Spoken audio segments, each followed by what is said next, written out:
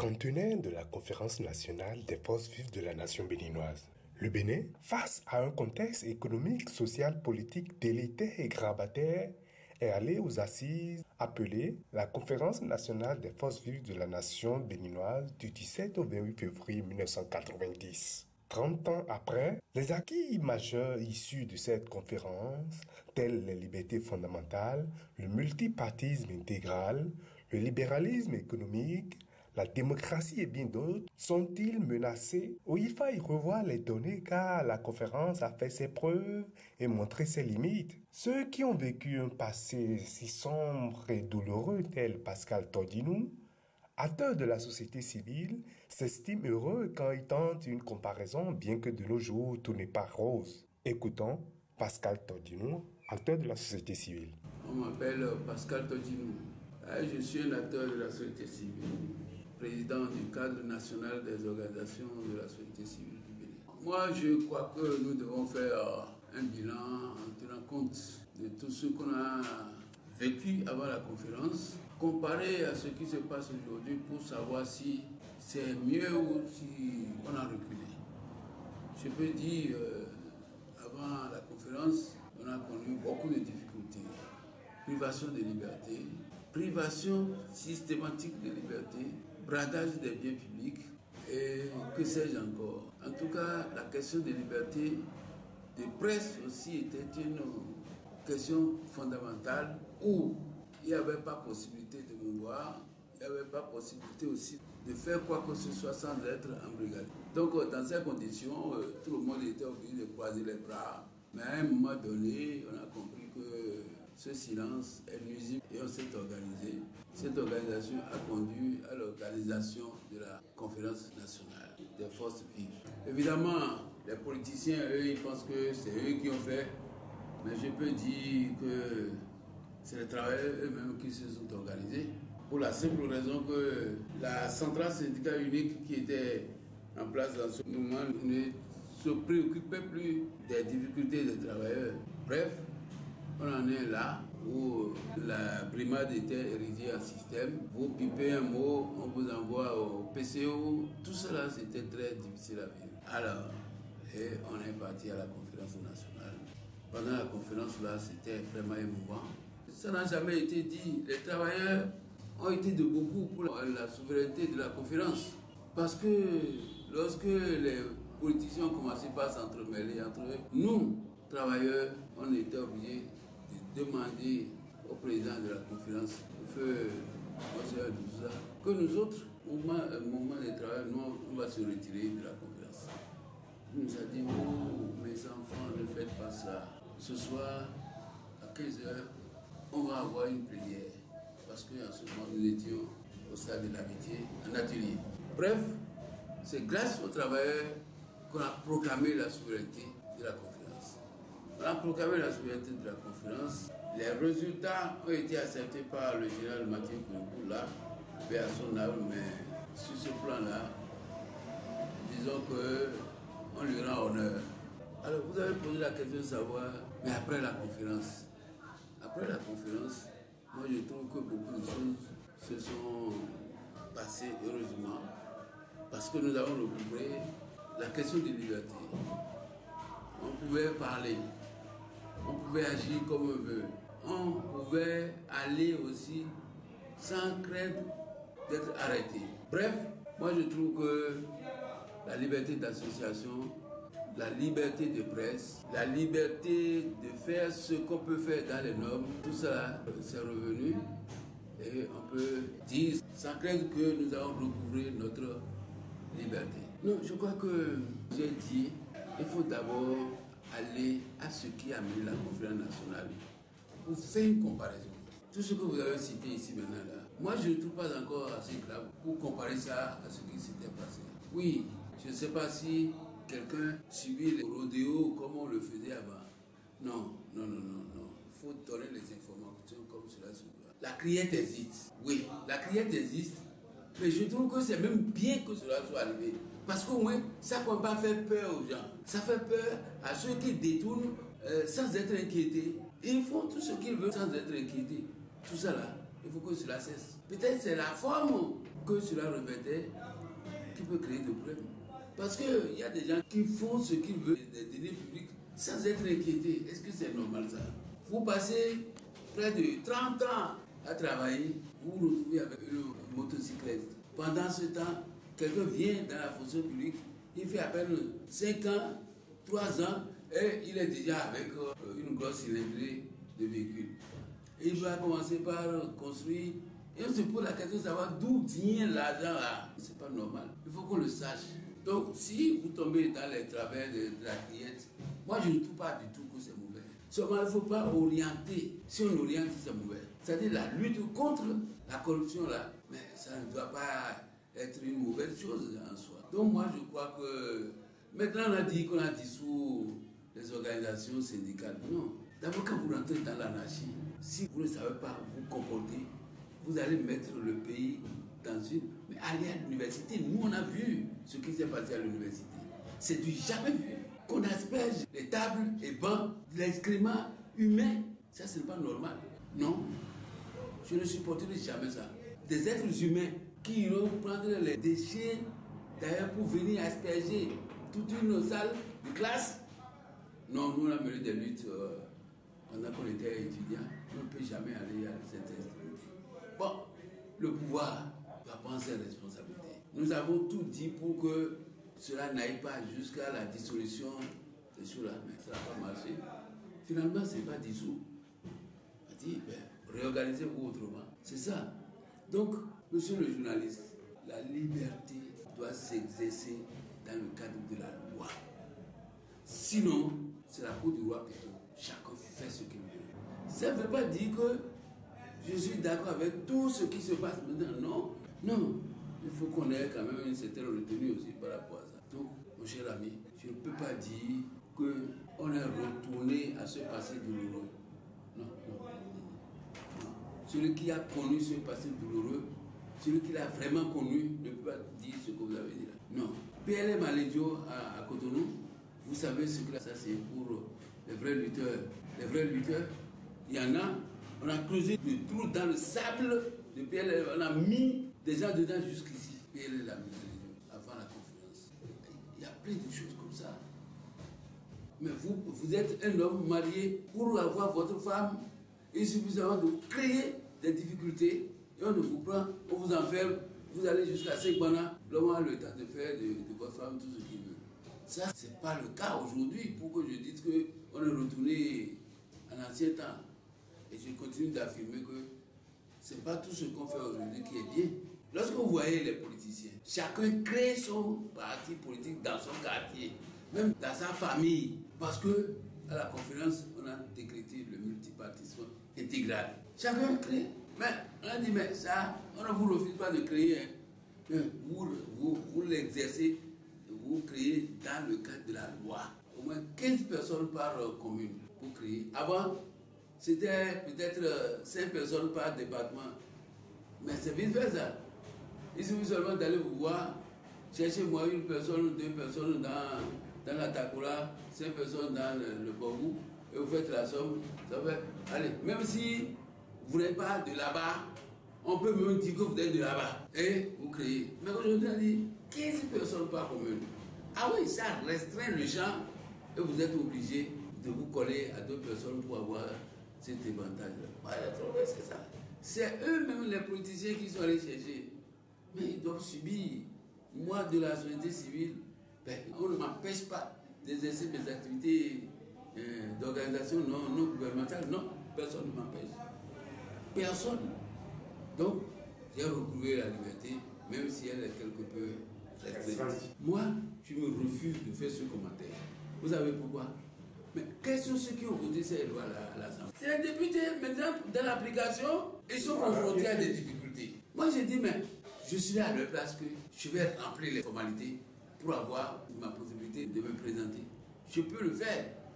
Et dit, bon, même s'il y a des gens qui ont des difficultés dedans, je fais en sorte à les sortir d'abord pour avoir mon quitus et je me présente. Est-ce qu'après on va dire que ceux-là ne vont plus revenir dans le parti? Les gens n'ont pas compris l'astuce. Quand on vous oppose la ruse, il faut imaginer l'anti-ruse pour s'en sortir. C'est ça. Ça dit que quand vous êtes malin, il faut vous opposer le holonon. Ça dit quelqu'un qui n'est pas malin, pas du tout, mais qui sait là où il va. On vous dit, conformez-vous à la loi. Mais conformez-vous à la loi. Mais pourquoi ils ont résisté, et au dernier moment maintenant, ils se conforment à la loi? Ça là, c'est mauvais. Les journalistes, c'est mauvais. S'ils savent qu'ils étaient dans le droit chemin, il ne faut jamais se conformer, il ne faut plus jamais se conformer. Et ils ont refusé de se conformer jusqu'à ce que mort d'homme se vienne. Et c'est après ça maintenant qu'ils se mettent à se conformer. Ah non, ça c'est pas normal. Or, c'est eux même qui ont voté ces lois-là. Même s'il y a une minorité qui était contre, mais la minorité doit se soumettre à la majorité. C'est ça le raisonnement logique d'une démocratie ordonnée. Voilà. Du temps de Pierre Bébé, il y avait aussi le libéralisme. Bien sûr, certaines entreprises ont été nationalisées et leur gestion était particulièrement scabreuse, grave, une gestion calamiteuse. Est-ce que vous voyez? Mais ça ne veut pas dire que ceux qui entreprennent en privé n'existaient pas. Non, ils existent. Moi, je voulais dire seulement que la conférence nationale a décrété le libéralisme économique, le multipartisme, la liberté de presse, la liberté d'association. Bon, tout ça là, ça concourt au bien-être et à la libéralisation de l'économie nationale. Ça là, je crois que ça continue. À preuve de contraire, il faut me signaler ça. Les enseignants font partie de ceux qui ont lutté pour qu'on aille à la conférence nationale. Mais les enseignants ne sont pas les seuls. Et peut-être si on divise par 5, ils peuvent prendre une part. Mais les 4 autres parts, c'est fait par d'autres personnes, d'autres secteurs. Moi, je n'étais pas... J'ai été enseignant, mais vacataire. Pas enseignant de carrière, non. Moi, je suis un ingénieur statisticien. J'ai travaillé au ministère des Plans, au ministère des Finances, n'est-ce pas? Et en son temps, il y avait 3 ministères qui étaient particulièrement chauds, à savoir le ministère du Plan, le ministère des Finances et le ministère des Affaires étrangères. Parce que c'est ces 3-là qui opèrent pour le programme d'ajustement structurel, n'est-ce pas? Et on a réussi à bloquer ces 3 secteurs-là. Le gouvernement ne peut plus rien. Les finances, si l'argent ne rentre pas, ouais, qu'est-ce qu'il peut faire? Donc, pendant ce temps, n'ayant pas de salaire, les enseignants aussi sont obligés de rentrer dans les rangs. Alors, il y a un seul parti politique qui luttait avec nous en ce moment.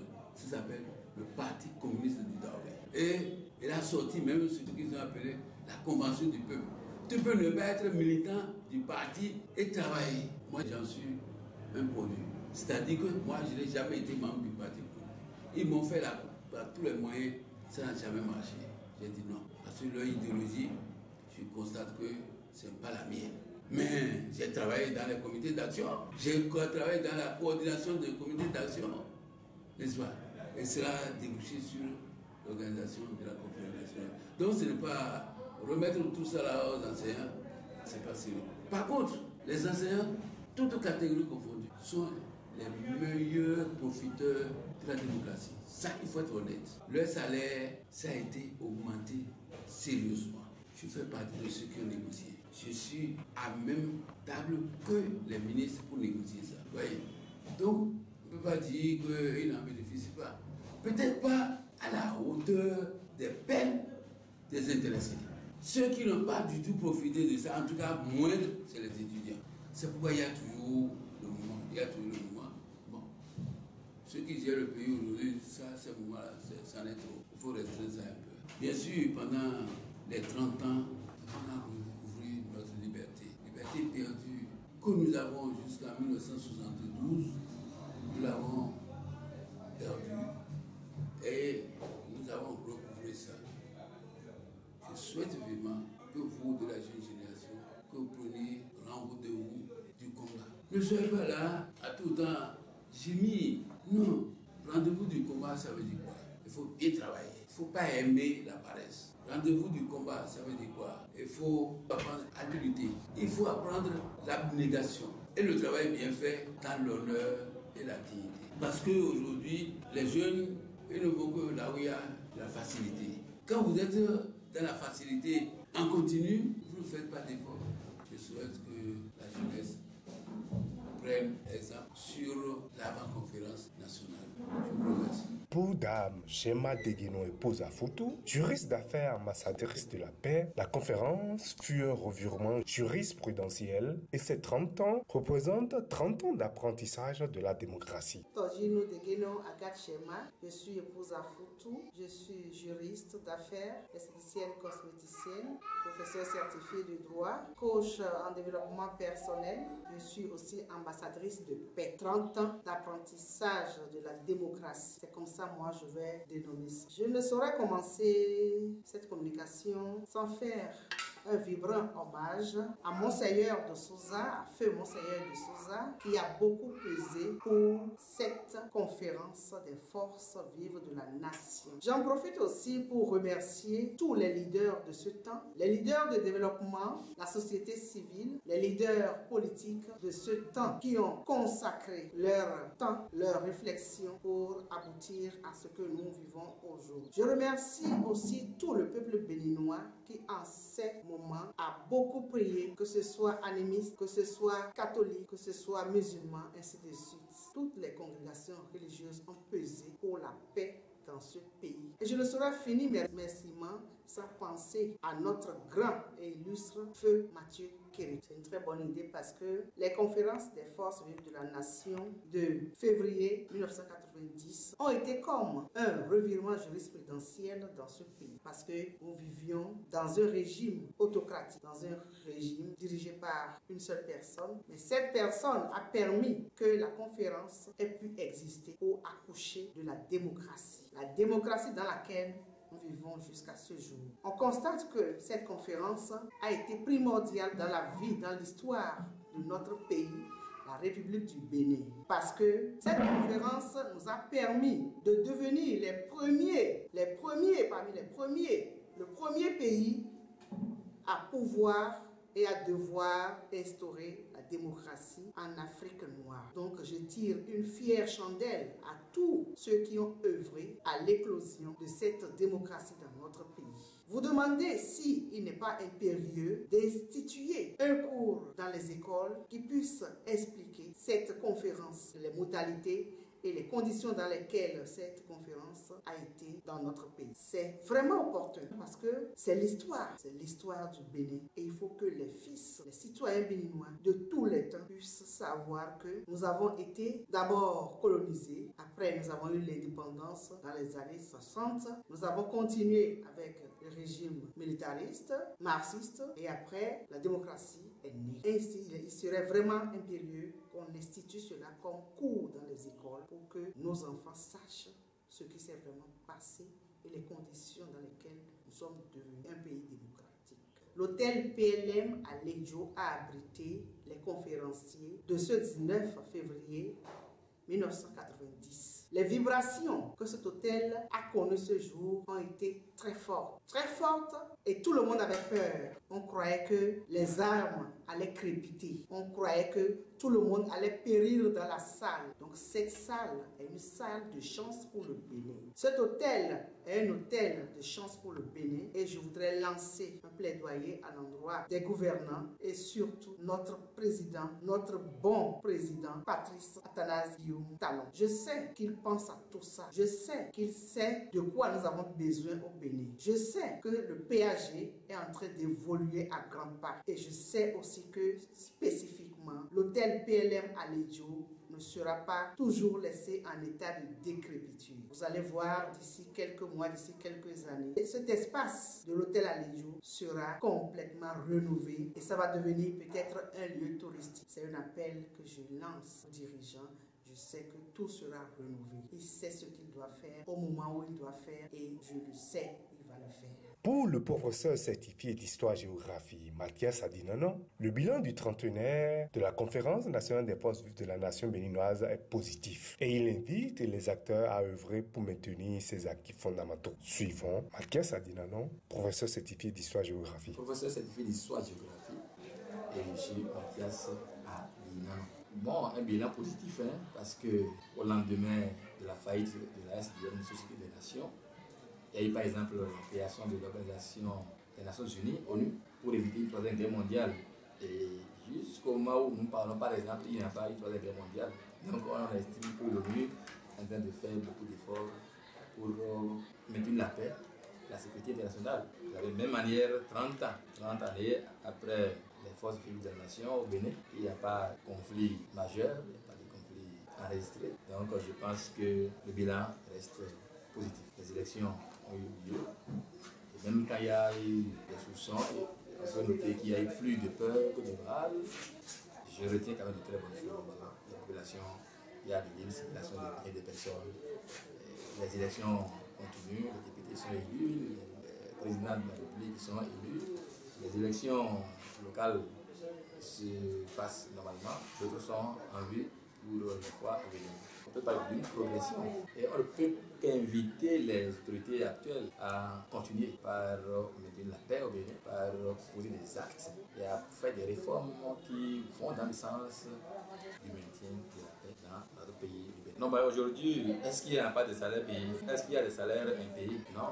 S'il y a de l'exagération, il faut quelqu'un pour siffler la récréation. Et si j'estime que nous sommes dans un pays démocratique, un pays de droit, si quelqu'un estime que ce n'est pas normal ce qui se passe, la personne peut écrire ou bien procéder par des voies officiellement retenues pour réclamer. La démocratie continue d'exister. Je pense qu'en dehors de l'émotion, les Béninois crier partout, les syndicalistes manifestaient le désir de faire telle ou telle chose. Les enseignants, nous sommes plusieurs dit ne pas composer, jamais. On a composé, on est là. Maintenant, si on laissait aussi les gens faire ce qu'ils veulent, laisser les enfants, à un moment donné, par exemple, les élèves jusqu'à un niveau très avancé, et finalement, on dit par exemple qu'on a repris, on ne peut pas dire ce que je n'ai pas maîtrisé, mais il semble parfois que les gens exagèrent et à la fin on ne sait pas pourquoi ils sont arrivés sur leur décision. Il ne faut pas continuer comme ça.